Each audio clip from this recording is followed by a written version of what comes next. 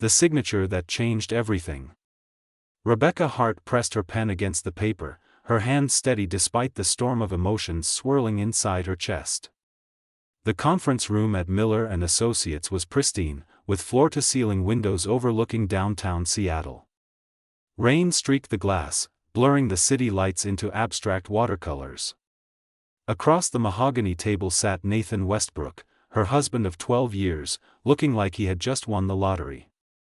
Nathan was the picture of confidence in his charcoal suit, custom-tailored to emphasize his broad shoulders. His sandy hair was perfectly styled, his smile bright and triumphant. He had always been handsome, the kind of man who commanded attention when he walked into a room. Right now, that smile made Rebecca's stomach turn. "Just sign it, Becca," Nathan said, using the nickname he knew she hated. His tone was gentle, almost pitying, like he was talking to a child. "Let's make this clean.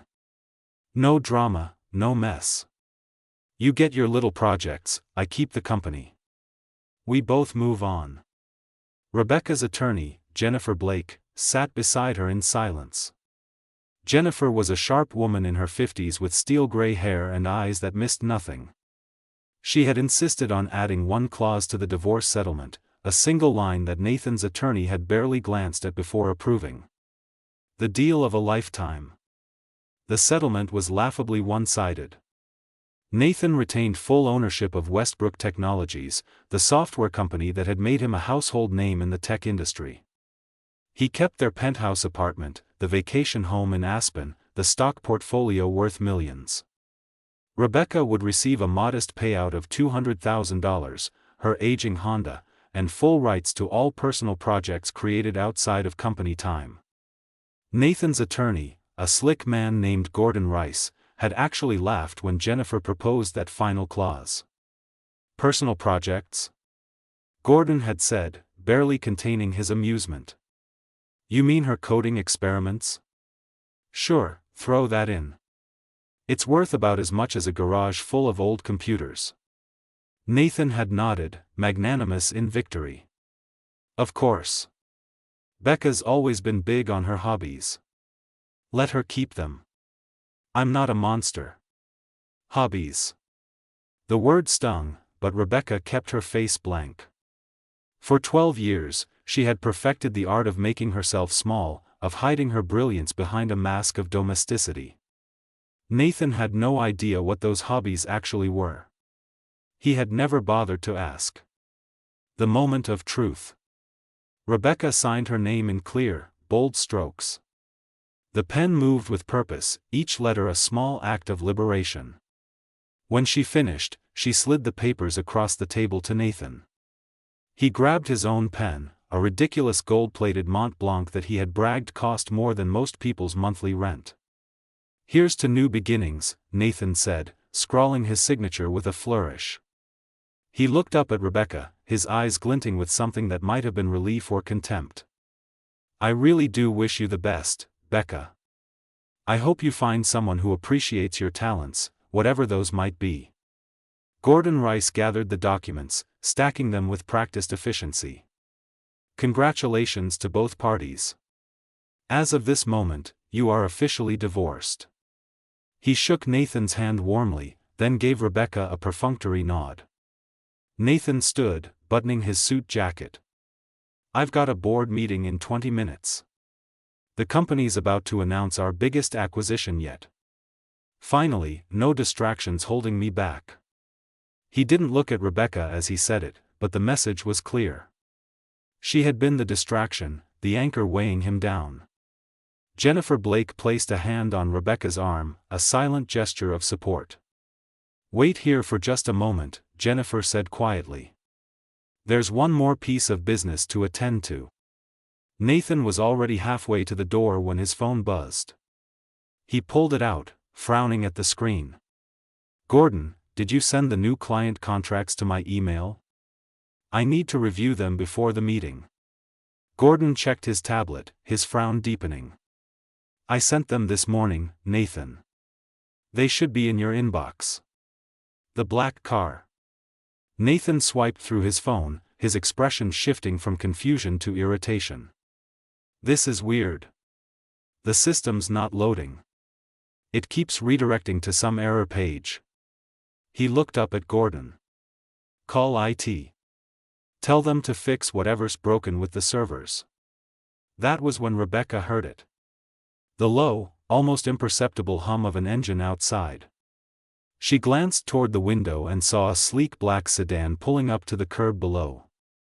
It was not just any car. It was a Bentley Flying Spur, the kind of vehicle that cost more than most houses. Jennifer stood, smoothing her skirt. Rebecca, your ride is here. Nathan finally turned to look at her, his brow furrowed. Your ride? What are you talking about? You drove here in your Honda. The conference room door opened, and a man stepped inside. He was tall, maybe 6'3", with dark hair that was just beginning to gray at the temples. He wore a simple black suit that probably cost more than Nathan's entire wardrobe, and he moved with the quiet confidence of someone who had nothing to prove. Rebecca recognized him immediately. Damian Cross. The reclusive billionaire who had made his fortune in artificial intelligence and quantum computing. His company, Cross Innovations, was a giant in the tech world, operating mostly behind the scenes. Damian rarely made public appearances, and when he did, markets shifted. Nathan's face went pale. What the hell is Damian Cross doing here? Damian ignored Nathan completely. His gray eyes were fixed on Rebecca, and when he spoke, his voice was warm and respectful. Rebecca. Are we finished here? Rebecca stood, picking up her purse. For the first time in 12 years, she allowed herself to smile. Not the tight, polite smile she had worn for Nathan, but a real smile that reached her eyes. Yes, Damian. We're finished. The unraveling begins. Nathan stepped forward, his confusion morphing into something close to panic. Rebecca, what is going on? How do you know Damian Cross? Damian finally acknowledged Nathan's existence, his expression cool and detached. Mr. Westbrook. I believe congratulations are in order. You just finalized your divorce. Yeah, so what? Nathan's voice had an edge to it now, defensive and sharp. What does that have to do with you? Everything, Damian said simply. He extended his arm toward Rebecca, and she took it without hesitation. They began walking toward the door, leaving Nathan standing in the middle of the conference room, his mouth opening and closing like a fish out of water. Wait! Nathan's voice cracked. He lunged forward, grabbing Rebecca's arm. You can't just leave. Explain what's happening. Rebecca turned, gently pulling her arm free. She looked at Nathan, really looked at him, and saw him clearly for the first time in years. He was not a visionary. He was not a genius. He was a salesman who had built his empire on someone else's foundation. You wanted a clean divorce, Nathan, Rebecca said calmly. No drama, no mess. That's what you got. Enjoy your board meeting. Jennifer Blake gathered her briefcase, following Rebecca and Damian toward the elevator. Gordon Rice was frantically typing on his tablet, his face growing more alarmed by the second. Nathan, we have a problem. I just got an alert from the legal department. 3 of our biggest clients just terminated their contracts. Nathan's phone began buzzing incessantly. He looked down at the screen, his face draining of color. That's impossible. Those contracts are ironclad. They can't just terminate without cause. They're claiming breach of intellectual property agreements, Gordon said, his voice rising in pitch. Something about unauthorized use of proprietary algorithms. Nathan, what is the HART protocol? The elevator doors closed on Nathan's stricken face, cutting off whatever response he might have given. Rebecca stood beside Damian in the quiet space, the sound of the descending elevator the only noise between them. Are you okay? Damian asked gently. Rebecca took a deep breath, feeling lighter than she had in years. I'm perfect. Let's go build an empire. The beginning of everything 14 years ago, Rebecca Hart was not invisible. She was a supernova at Carnegie Mellon University, a computer science prodigy who could write code faster than most people could type. Her senior project, an adaptive artificial intelligence system that could predict software failures before they happened, had won every major academic award. Tech companies fought over her like sharks circling blood in the water. The night she met Nathan Westbrook changed everything.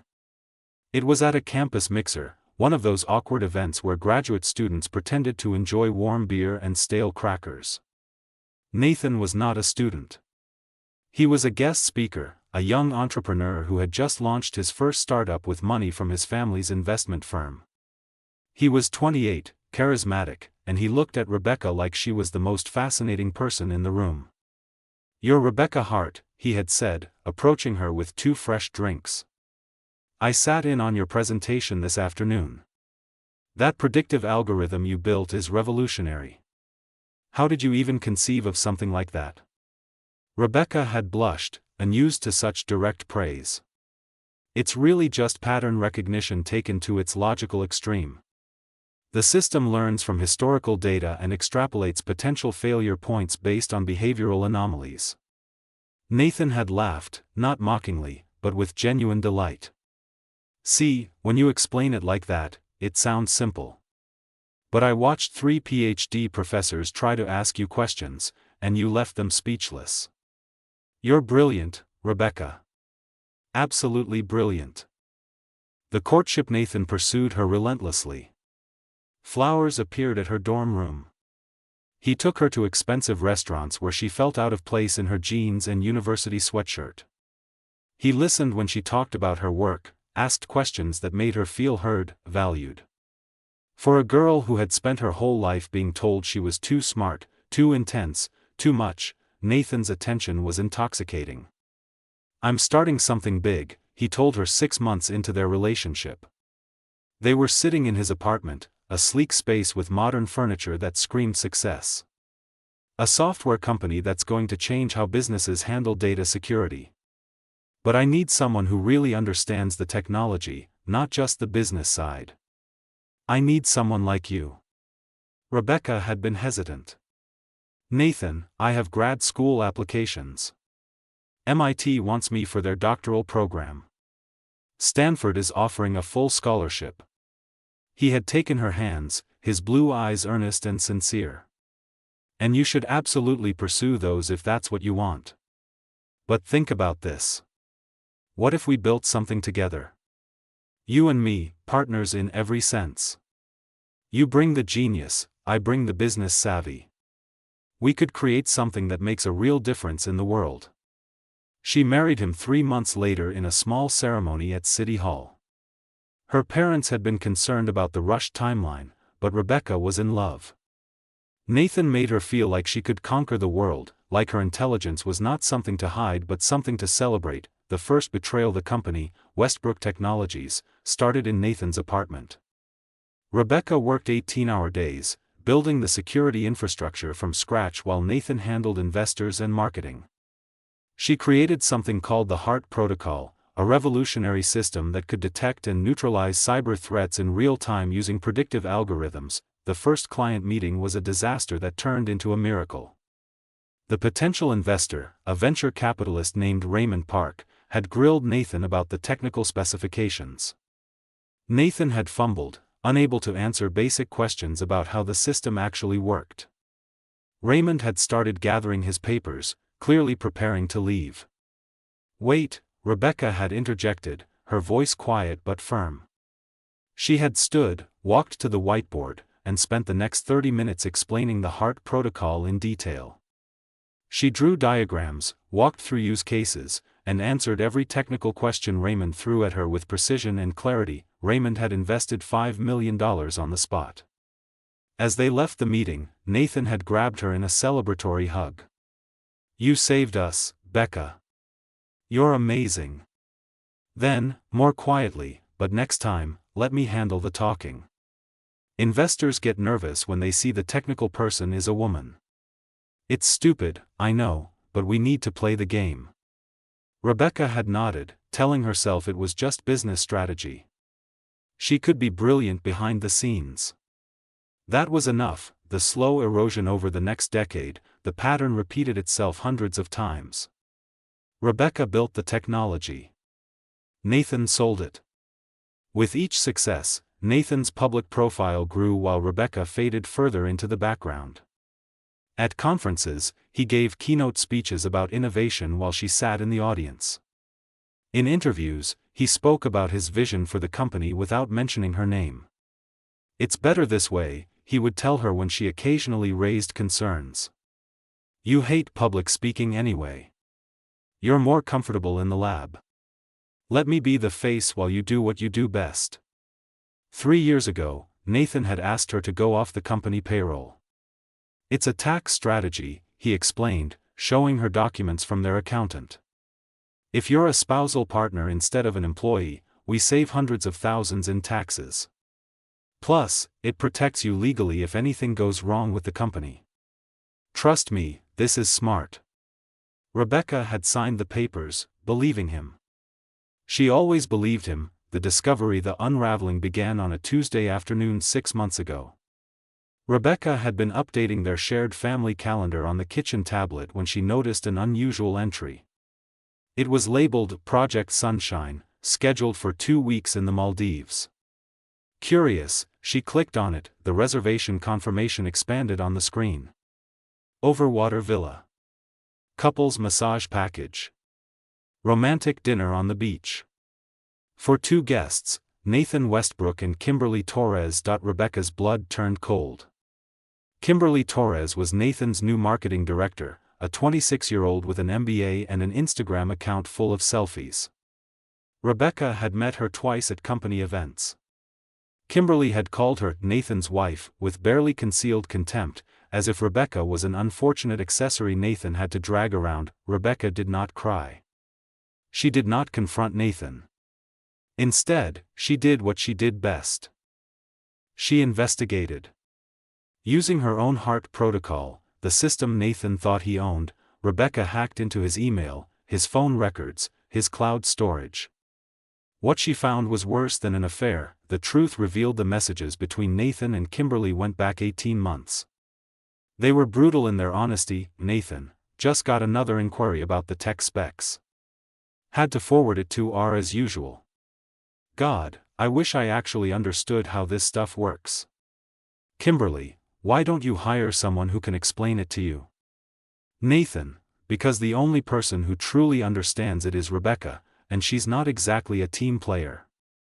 She's possessive of her work. Honestly, she's become a liability. Too much of the company depends on her." Kimberly, "So what are you going to do?" Nathan, "Working on it. My attorney thinks I can structure a divorce where I keep the company and all the IP. She'll get a payout, enough to keep her quiet. Then I can finally bring in real engineers who know how to collaborate."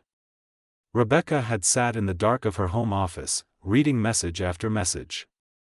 Nathan calling her dead weight. Nathan joking with investors about his ball and chain. Nathan planning to divorce her and take everything she had built. The final message was dated 1 week before he filed the divorce papers. "Nathan, it's time. I've got the company locked down, the IP is all registered under Westbrook Technologies, and my attorney says she doesn't have a case. In 6 months, I'll be free, and we can finally be together properly. No more hiding." Kimberly, "What about the heart protocol? Doesn't she technically own that?" Nathan, "Doesn't matter. It's been integrated into our system for years. She can't separate it out without destroying the whole infrastructure. And even if she tried, she's not on payroll anymore. She has no legal claim. I made sure of that." The plan. Rebecca had not smashed her computer. She had not screamed or thrown things. Instead, she had opened a new encrypted file and started planning. First, she called Jennifer Blake, a divorce attorney whose reputation for protecting brilliant women from predatory spouses was legendary. "I need to extract myself from a parasite," Rebecca had told Jennifer in their first meeting. "And I need to do it in a way that he never sees coming. Jennifer had smiled, a predatory expression that reminded Rebecca of a chess master seeing checkmate 10 moves ahead. "Tell me everything." The second call had been harder. Rebecca had not spoken to Damien Cross in over a decade, not since he had offered her a job after watching her demolish him in a university coding competition. She had turned him down to marry Nathan. Now, she was going to ask for help. "Damien," she had said when he answered on the first ring. "It's Rebecca Hart. I'm calling to tell you that you were right about the rocket engine and the car. I'm ready to fly now." There had been a long pause, then Damien's warm, familiar laugh. "I've been waiting for this call for 13 years, Rebecca. Whatever you need, it's yours." The migration for 6 months, while Nathan planned his escape, Rebecca executed hers. The Hart Protocol was not one system. It was an ecosystem, a living, breathing network of algorithms that she had built piece by piece over 12 years. Every night, while Nathan slept beside her, Rebecca worked in her home office, carefully extracting her code from Westbrook Technologies servers. She used a technique called data fragmentation, breaking the Hart Protocol into thousands of tiny encrypted packets and hiding them inside routine company reports that were automatically sent to clients. To anyone monitoring the network, it looked like normal business traffic. In reality, Rebecca was smuggling her life's work out of the company one piece at a time. The code Nathan thought he owned, the Hart Protocol that powered every product Westbrook Technologies sold, was actually version 2.0. It was functional but limited, a demo compared to what Rebecca had been secretly building. The real system, Hart Protocol version 5.0, was being reassembled on Damien's private servers in Iceland, a facility so secure it made Fort Knox look like a convenience store. When the divorce papers were finalized and Nathan signed away her rights to personal projects, he had no idea he had just handed her the keys to a $5 billion technology empire. The Hart Protocol 2.0 would stop working in exactly 72 hours, triggered by a remote command that Rebecca would send from Damien's plane. Without it, every product Westbrook Technologies sold would become useless. Nathan Westbrook had not divorced his wife. He had signed his own corporate death warrant. The first domino falls. Nathan Westbrook stood in the conference room at Miller & Associates, his phone buzzing like an angry hornet in his hand. The screen was filled with notifications, each one a small explosion in what was rapidly becoming a nuclear meltdown. Gordon Rice, his attorney, had gone pale, staring at his tablet as if it contained news of an alien invasion. "Nathan," Gordon said, his voice shaking. "We need to leave. Now. We need to get back to your office immediately." "What are you talking about?" Nathan snapped, but his hands were already trembling. 3 contract terminations. That should have been impossible. Those clients represented 40% of Westbrook Technologies' revenue. "Get them on the phone. Fix this." Gordon was already dialing, his fingers fumbling across the screen. "Mr. Park's office, this is Gordon Rice calling on behalf of Nathan Westbrook. We received notice of contract termination and we need to discuss this immediately." A pause. "What do you mean breach of IP agreement?" "We haven't breached anything." Another pause, longer this time. Gordon's face went from pale to gray. "The Hart Protocol is proprietary technology owned by Westbrook Technologies. We have documentation." Gordon pulled the phone away from his ear, staring at it. He hung up on me. Nathan felt his world tilting. The Hart Protocol. Why does everyone keep saying that name? That's just the technical designation for our security system. It's ours. I own it. Do you? A voice said from behind him. Nathan spun around. Jennifer Blake stood in the doorway, her briefcase in hand, a slight smile playing at the corners of her mouth. "Actually, Mr. Westbrook, according to the divorce settlement you just signed, you don't own anything with Rebecca's name on it. And the Hart Protocol is named after Rebecca Hart, your ex-wife." "That's insane," Nathan said, but his voice lacked conviction. His mind was racing, trying to remember technical details he had never bothered to learn. The company developed that system. Rebecca just contributed to it. Jennifer pulled out a document from her briefcase, laying it on the conference table. This is the original patent application for the HART protocol, filed 8 years ago. The sole inventor listed is Rebecca Hart. The patent was licensed to Westbrook Technologies under a personal services agreement, which terminated the moment Rebecca ceased to be your employee. She paused, letting that sink in. She stopped being your employee 3 years ago when you took her off payroll. The truth emerges. Nathan grabbed the document, his eyes scanning the dense legal text. There it was, in black and white. Rebecca's name. Her signature. A licensing agreement that granted Westbrook Technologies use of the HART protocol only while Rebecca remained an active contributor to the company. The agreement automatically terminated if she left the company or was removed from payroll. This can't be enforceable, Nathan said desperately. She signed a marriage partnership agreement. Everything we built together belongs to both of us. Actually, Jennifer said, the prenuptial agreement you insisted Rebecca sign before your wedding specifically states that any intellectual property created independently by either party remains the sole property of its creator. You wanted to protect your business interests. Congratulations, Mr. Westbrook. You protected hers instead. Nathan's phone exploded with new notifications. He looked down and felt his stomach drop. His email inbox was filled with automated messages from the Westbrook Technologies server system. Each one had the same subject line, critical system failure.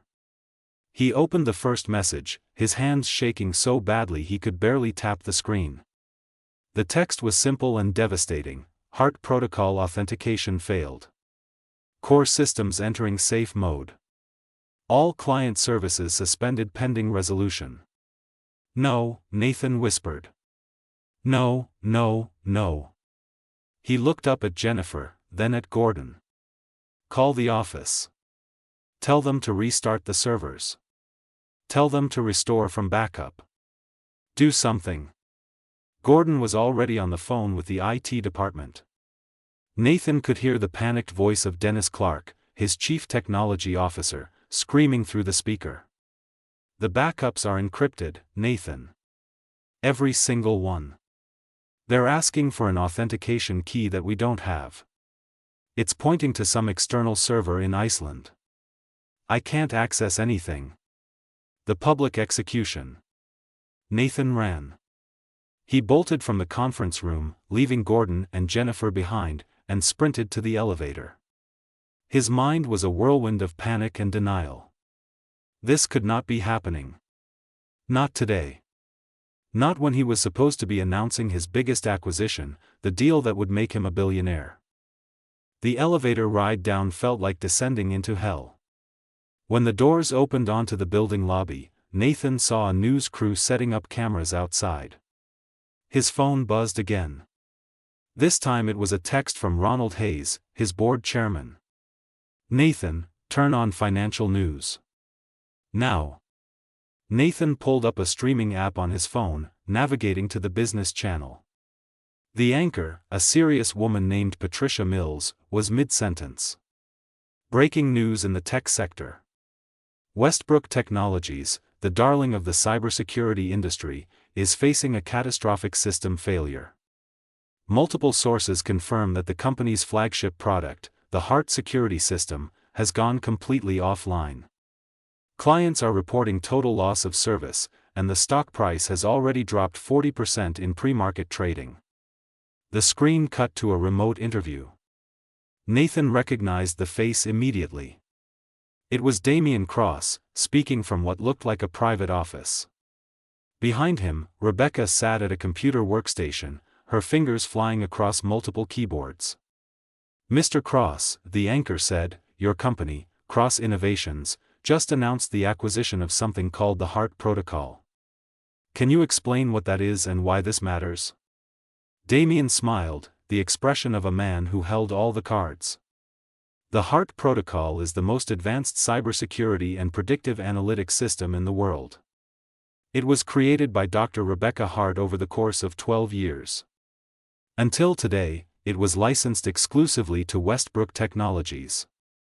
That license has been terminated due to breach of contract, and Dr. Hart has brought the technology home to Cross Innovations. But Westbrook Technologies claims they own this technology, Patricia pressed. They were mistaken, Damien said simply. The documentation is very clear. Dr. Hart is the sole creator and owner of the Hart Protocol. Westbrook Technologies was merely a client using her work under license. That relationship has ended. The anchor turned to another camera. We're also receiving reports that several major corporations have already signed contracts with Cross Innovations to implement the Hart Protocol. This represents a massive shift in the cybersecurity landscape and could spell the end for Westbrook Technologies. Nathan's phone rang. It was Ronald Hayes. Nathan answered, his voice barely a croak. Ronald, I can explain this. Explain what, Nathan? Ronald's voice was ice. Explain how our entire business model was built on technology we don't own. Explain how you didn't know your own wife created everything we sell. Explain how you're about to be served with a lawsuit for fraud. Fraud? That's ridiculous. I didn't know Rebecca had those patents. She never told me. According to the legal documents I'm looking at right now, she told you repeatedly. There are emails going back years where she asked you to properly credit her work and ensure the patent assignments were correct. You ignored every single one.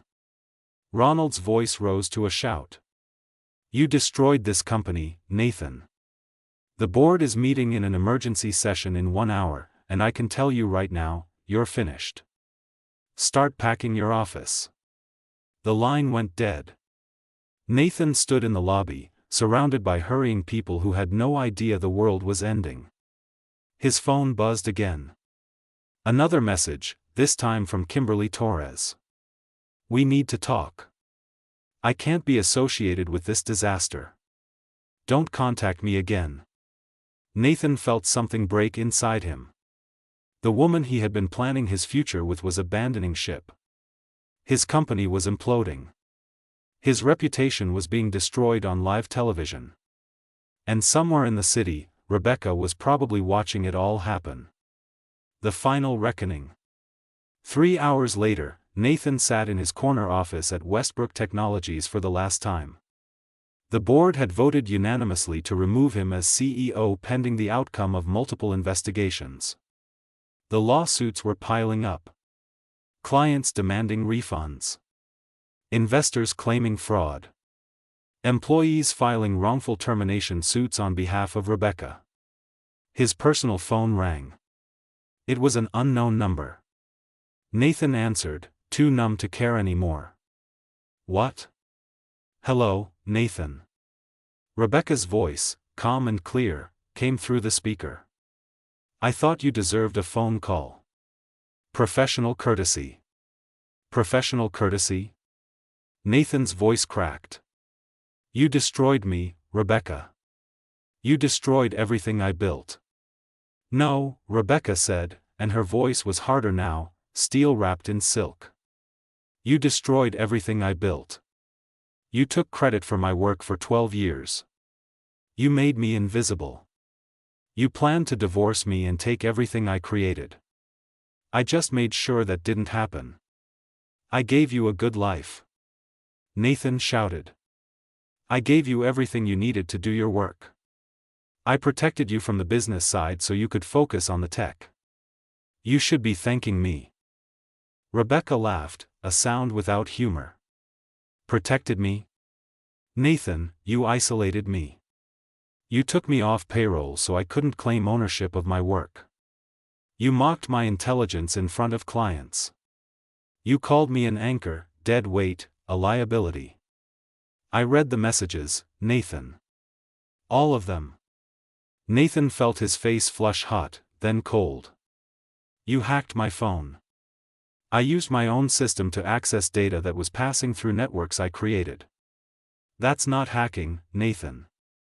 That's asset management. Rebecca paused. You made two critical mistakes. First, you underestimated me. You thought I was just a brilliant coder who didn't understand business. But I understand it perfectly. I just chose to believe you were my partner instead of my parasite. And the second mistake? Nathan asked, his voice hollow. You forgot that the person who builds the foundation controls the entire structure. You were so busy being the face of the company that you never learned how anything actually worked. The HART protocol isn't just software, Nathan. It's the entire nervous system of modern cybersecurity. And I'm the only person who truly understands it. Nathan heard background noise on Rebecca's end of the call. Voices, the sound of champagne glasses clinking. She was celebrating. Damien and I are launching a new company, Rebecca continued. HART Cross Technologies. We already have contracts with 37 major corporations, including 3 of your former clients. By this time next year, we'll be worth more than Westbrook Technologies ever was. And this time, I'll be the CEO. My name, my vision, my company. Rebecca, please, Nathan found himself begging. There has to be a way to fix this. We were married for 12 years. That has to mean something. It did mean something, Rebecca said quietly. It meant I wasted 12 years believing you saw me as an equal when you only ever saw me as a tool. Goodbye, Nathan. I hope your next partner is someone you actually respect. The line went dead. Nathan sat in his empty office, surrounded by awards and photos that documented a career built on someone else's genius. His desk phone rang. It was building security, informing him that he had 30 minutes to collect his personal belongings before his access cards were deactivated. 6 months later. The technology conference at the Seattle Convention Center was packed with thousands of attendees. On the main stage, a massive screen displayed the HART Cross Technologies logo. The crowd fell silent as 2 figures walked onto the stage together.